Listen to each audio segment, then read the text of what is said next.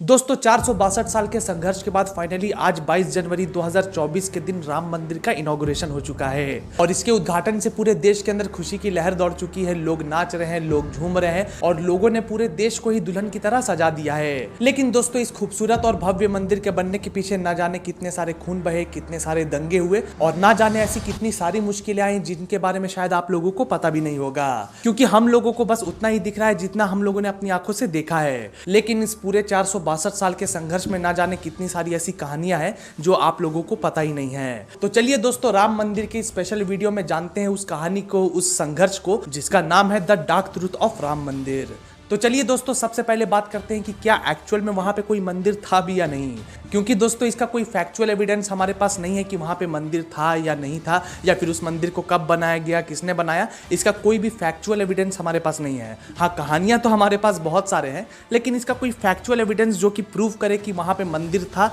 और इस टाइमलाइन पे यहाँ पे इस वक्त पे उस मंदिर को बनाया गया था, तो ऐसा कोई सबूत तो मेरे पास नहीं है, ना किसी और के पास होगा। लेकिन मेरे खुद के रिसर्च में मुझे जितना मिला है, जितना मैं जान पाया, जितना मैं इस बात को समझ पाया, तो अपने बहुत दिनों के रिसर्च के बाद एक ऐसा एविडेंस मुझे मिला है जो कि थोड़ा बहुत बिलीवेबल लगता है और रियल भी लगता है, और वो है वास्तुशास्त्र। दोस्तों वास्तुशास्त्र के अकॉर्डिंग राम मंदिर को पहली बार सोमपुरा फैमिली ने बनाया था, जो कि 11th सेंचुरी के गुर्जुरा चालुक्यन डायनेस्टी के रूलर्स थे। बट अगेन मैं यहाँ पे 100% श्योर होकर नहीं कह सकता कि 11th सेंचुरी में ही राम मंदिर को बनाया गया होगा, क्योंकि यहाँ पे मैं जो भी बातें आप लोगों को बता रहा हूँ वो वास्तुशास्त्र के अकॉर्डिंग बता रहा हूँ। बट हाँ, बाकी सारे एविडेंसेस में ये वास्तुशास्त्र वाला एविडेंस मेरे को सही लग रहा है, क्योंकि मेरे लिए ये बिलीवेबल है कि 11th सेंचुरी में किसी ने राम मंदिर को जरूर बनाया होगा। तो इसलिए चलो फिलहाल अभी मान लेते हैं कि 11th सेंचुरी को ही राम मंदिर वहां पे बनाया गया होगा। अब थोड़ा 500 साल आगे आ जाते हैं, जब इंडिया में मुगल राज फैलने लगा और 1526 में बाबर ने पूरे इंडिया को कैप्चर कर लिया। और ऐसा बताया जाता है कि मुगल राज शुरू होने के सिर्फ 2 साल बाद यानी कि 1528 में बाबर की गंदी नजर अयोध्या के राम मंदिर पे पड़ी और उसने उसको तुड़वाने का हुक्म दिया और उस मंदिर को तुड़वाकर उसी जगह पे बाबरी मस्जिद को बनवाया। और उसने अपने लोगों को ये आदेश दिया कि इस मस्जिद का नाम उसके नाम पे रखा जाए, मतलब कि बाबरी मस्जिद, और इतिहास के पन्नों में भी इस मस्जिद को हमेशा बाबर के नाम से ही जाना जाए, जो कि हम लोग जानते भी हैं। लेकिन खैर दोस्तों अब अपने कहानी में वापस आते हैं। तो ऐसा बताया जाता है कि जब बाबरी मस्जिद का वहां पे निर्माण हो रहा था तो बहुत सारे सनातनियों ने आकर उसका विरोध करना चाहा, लेकिन वो लोग कुछ कर नहीं पाए, और जितने भी लोगों ने इसका विरोध किया तो या तो उन लोगों को मार दिया गया या फिर उनको काल कोठरी में डाल दिया गया। अब इसका कोई फैक्चुअल एविडेंस अगेन मेरे पास नहीं है, ये वो बातें हैं जो ज़्यादातर लोग कहते हैं और मुझे भी इंटरनेट से जो पता चला है। तो दोस्तों अब ये वो सारी बातें हो गई जिसका कोई फैक्चुअल एविडेंस हमारे पास तो नहीं है, लेकिन ये सारी बातें चलती है और बहुत ज़्यादा फेमस बातें हैं। लेकिन अब आगे जो हम लोग बात करने वाले हैं उसके फैक्ट्स मौजूद हैं, उनके सबूत मौजूद है। तो अब जो भी हम लोग बात करेंगे वो फैक्ट्स के बेसिस पे होगा। यहाँ पर मैं अपने मन से कुछ भी नहीं कहने वाला,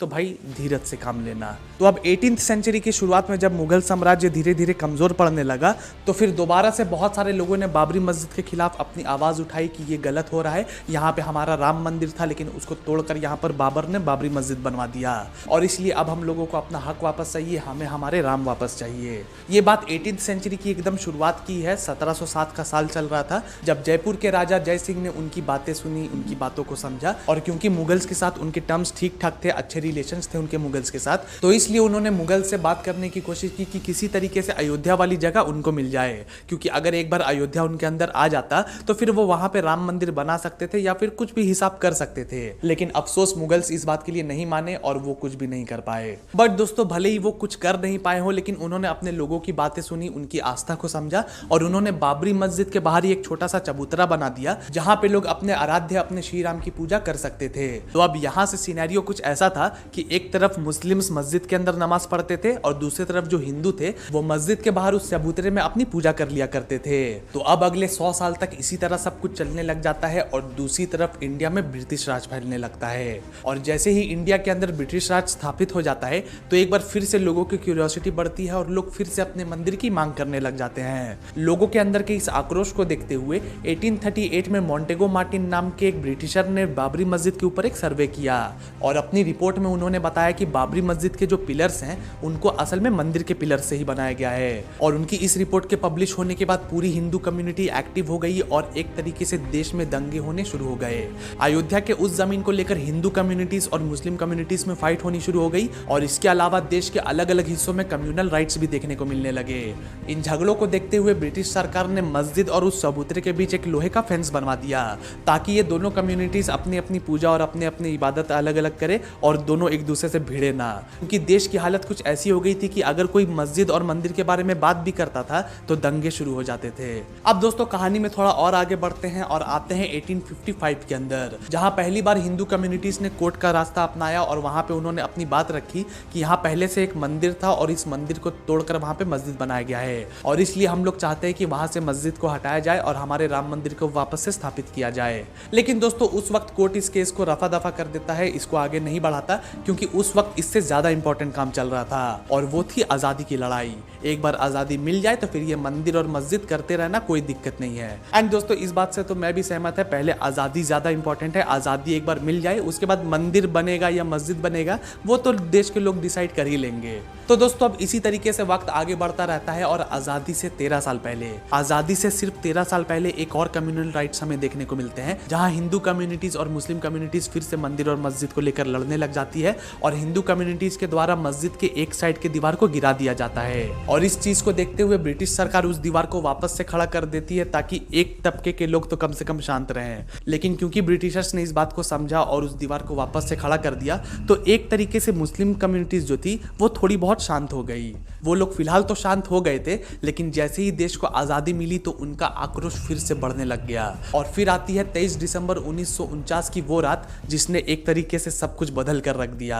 अब दोस्तों उस रात हुआ यूं कि कुछ लोग रात के अंधेरे का फायदा उठाकर मस्जिद के अंदर घुस जाते हैं और उसके गुंबद के नीचे श्री राम की मूर्ति रख देते हैं और उस मूर्ति को वहां पे रखने के बाद वो लोग पूरी रात मस्जिद के अंदर ही बिताते हैं और जैसे ही सुबह का सूरज उगता है तो वो लोग मस्जिद के अंदर ही अपनी पूजा करनी शुरू कर देते हैं। जब आसपास के लोग मस्जिद के अंदर से पूजा पाठ और घंटियों की आवाज सुनते हैं तो धीरे धीरे करके मस्जिद के चारों तरफ भीड़ लग जाती है, जहां एक तरफ हिंदू कम्युनिटीज मस्जिद के अंदर जाकर अपनी पूजा करना चाहती थी और दूसरी तरफ जो मुस्लिम कम्युनिटीज थी वो इन लोगों को मस्जिद के अंदर घुसने से रोकना चाहती थी। और फिर इसके बाद क्या हुआ ये तो आप लोग गेस कर ही सकते हो। दोनों के बीच फिर से लड़ाई होनी शुरू हो गई और ये लड़ाई इतनी ज्यादा हो गई, इतनी ज्यादा भीड़ वहां पे जम गई कि पुलिस भी कुछ नहीं कर पाई। और देश के प्राइम मिनिस्टर जवाहरलाल नेहरू उस वक्त थे, तो जवाहरलाल नेहरू को जब इस बारे में पता चला तो फिर उन्होंने अयोध्या के डिस्ट्रिक्ट मजिस्ट्रेट को ये ऑर्डर्स दिए कि मस्जिद के अंदर से उस मूर्ति को निकाला जाए और वापस से चबूतरे में रखा जाए। लेकिन दोस्तों डिस्ट्रिक्ट मजिस्ट्रेट के नायन ऐसा करने से मना कर देते हैं, क्योंकि उनका ऐसा कहना था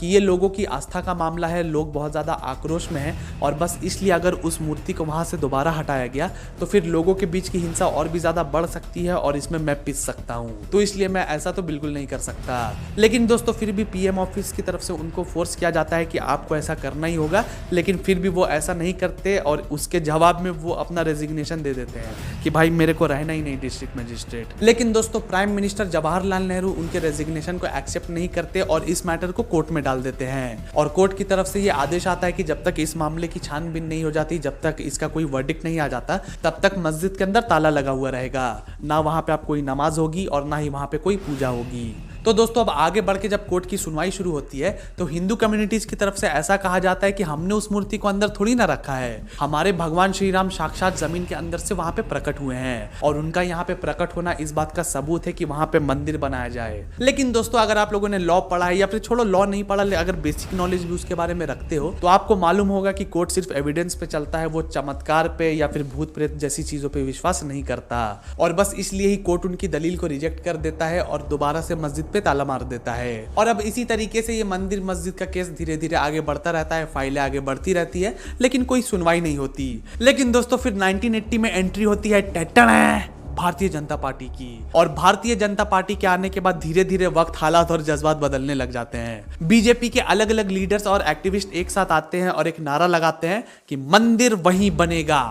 कार सेवा करेंगे और मंदिर वहीं बनाएंगे, उसको कौन रोकेगा। कौन सी सरकार रोक। और बीजेपी लीडर्स के इस डायलॉग की वजह से अगले 10 सालों तक हिंदू और मुस्लिमों में दंगे होने शुरू हो जाते हैं। हिंदू कम्युनिटीज अपने मंदिर के लिए लड़ते हैं, मुस्लिम कम्युनिटीज अपने मस्जिद के लिए लड़ते हैं। और फिर इतने में ही 1991 के जनरल इलेक्शंस आ जाते हैं, जहां वैसे तो कांग्रेस की सरकार बनती है, लेकिन यूपी के अंदर बीजेपी को ज्यादा सीटें मिलती है और कल्याण सिंह वहां के चीफ मिनिस्टर बन जाते हैं। और उनके सीएम बनने के बाद उसी साल 6 दिसंबर को अयोध्या में कार दिवस मनाया जाने वाला था, जिसके अंदर बहुत सारे बीजेपी लीडर्स भी होने वाले थे, बहुत सारे हिंदू एक्टिविस्ट भी होने वाले थे और नॉर्मल जो हिंदू लोग होते हैं वो भी होने वाले थे। अब जब इस बारे में सेंट्रल गवर्नमेंट को पता चलता है तो वो कल्याण सिंह को वार्निंग देते हैं कि जो तुम कर रहे हो, जो कार दिवस मनाया जाने वाला है, तो वहां पे दंगे हो सकते हैं, तो ध्यान से करना, या फिर हो सके तो कैंसिल ही कर दो इसको। लेकिन कल्याण सिंह कहते हैं कि डरने की कोई बात नहीं है, मैंने सब कुछ कर दिया है, कोई भी दंगे नहीं होंगे, मैं इस बात का ख्याल रखूंगा। बट दोस्तों 6 दिसंबर का वो दिन मुस्लिम कम्युनिटीज के लिए किसी ब्लैक डे से कम नहीं था, क्योंकि उस दिन कार दिवस के आड़ में एक साथ कई लोग मस्जिद के गुंबद पे चढ़ जाते हैं और उसके तीनों गुंबदों को तोड़कर नीचे गिरा देते हैं। दोस्तों सेंट्रल गवर्नमेंट ने कल्याण सिंह को इसी चीज की वार्निंग दी थी और कल्याण सिंह ने भी खुद से ही उसी शाम अपना रेजिग्नेशन दे दिया। उनके ऊपर यानी कि कल्याण सिंह के ऊपर कंटेम्प्ट ऑफ कोर्ट के भी चार्जेस लगे और दूसरी तरफ पूरे हिंदुस्तान का सत्यानाश हो चुका था। बाबरी मस्जिद के गिरने की खबर धीरे धीरे पूरे हिंदुस्तान में फैल जाती है और लोगों के बीच दंगे शुरू हो जाते हैं, जिसमें कि 2000 से भी ज्यादा लोगों की मौत हो जाती है। तो अब धीरे धीरे वक्त आगे बढ़ता है, सब कुछ नॉर्मलाइज होता है, लेकिन हिंदू कम्युनिटीज की तरफ से फिर से मांग रखी जाती है कि अब तो कोई मस्जिद वहां पे रहा नहीं, तो अब हम लोगों को वहां पे टेंपल बनाने दो, अब हमें वहां पे राम मंदिर बनाने दो। एंड दोस्तों 2002 में विश्व हिंदू परिषद अयोध्या में जाकर वहां पे मंदिर का निर्माण शुरू भी कर देते हैं, मतलब कि एक बुनियाद वहां पे रख देते हैं। लेकिन जब वो लोग अपना काम करने के बाद वापस अपने घर जा रहे थे ट्रेन के थ्रू, तो उस ट्रेन के ऊपर बहुत सारे मुस्लिम्स अटैक कर देते हैं और उस ट्रेन के अंदर आग लगा दी जाती है, जिसमें 50 से 60 लोगों की मौत हो जाती है। अब दोस्तों इस घटना के बाद देश की तो बैंड बज चुकी थी, देश बहुत ही गंदे हालत से गुजर रहा था और इसलिए अगले ही साल 2003 के अंदर इलाहाबाद कोर्ट ये ऑर्डर देता है कि इस बात की छानबीन की जाए कि सच में अयोध्या में कोई मंदिर था भी या नहीं। और इस छानबीन के लिए आर्कियोलॉजिकल सर्वे ऑफ इंडिया को नियुक्त किया जाता है। आर्कियोलॉजिकल सर्वे ऑफ इंडिया कई महीनों तक वहां पे अपनी रिसर्च करती है और फिर एक रिपोर्ट तैयार करती है कि 11th और 12th सेंचुरी के दौरान सच में वहां पे राम मंदिर का निर्माण किया गया था, जो कि दोस्तों इस वीडियो के शुरुआत में भी हमने बात की कि 11th सेंचुरी के आसपास वहां पे सच में मंदिर को बनाया गया था। लेकिन वो इस बात को 100% साबित नहीं कर पाए, कोई ठोस सबूत नहीं दे पाए कोर्ट को, और इसलिए ही इस बार भी अदालत किसी भी नतीजे पे नहीं पहुंचती। और फिर इसके बाद तारीख पे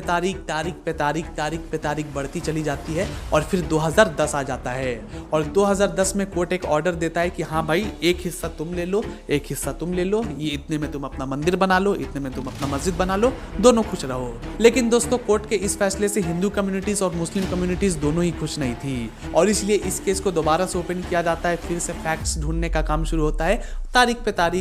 तारीख फिर से बढ़ती चली जाती है और 2017 से एक्चुअल में बहुत ही स्पीड से इसका काम शुरू हो जाता है। एंड फिर 19 अक्टूबर 2019 को आर्कियोलॉजिकल सर्वे ऑफ इंडिया इस केस को जीत जाती है, क्योंकि मुस्लिम कम्युनिटीज जो थी वो इस बात को साबित नहीं कर पाती कि मस्जिद वहां पे हमेशा से था, मस्जिद से पहले कोई मंदिर नहीं था, और आर्कियोलॉजिकल सर्वे ऑफ इंडिया ये प्रूव कर देती है कि मंदिर वहां पे कभी ना कभी तो था, जिसको तोड़ने के बाद ही या फिर टूटने के बाद ही वहां पे मस्जिद बना। और बस इसलिए ही इस केस को वहीं पे अब खत्म किया जाता है। कोर्ट अपना आखिरी वर्डिक्ट देती है कि उस जगह पे मंदिर बनाया जाए, वहां पे सेंट्रल गवर्नमेंट को काम दे देती है कि यहाँ पे मंदिर का निर्माण शुरू किया जाए, और दूसरी तरफ मुस्लिम कम्युनिटीज को भी 5 एकड़ लैंड दिया जाता है, जहां पे एक बहुत ही बड़ा मस्जिद भी और खूबसूरत मस्जिद बनाया जाएगा। तो दोस्तों ये था अयोध्या के राम मंदिर बनने से पहले का डार्क ट्रुथ, जो कि बहुत ज्यादा डार्क है। बहुत सारी कुर्बानियां दी गई है, बहुत सारे दंगे हुए हैं, बहुत सारी अच्छी चीजें हुई हैं, बहुत सारी गलत चीजें भी हुई हैं, लेकिन फाइनली राम मंदिर वहां पे बन गया। अब देखो मेरा ये फर्ज है कि मैं अपना ओपिनियन भी यहाँ पे दूं। तो देखो मुझे लगता है कि जो चीजें हुई हैं पहले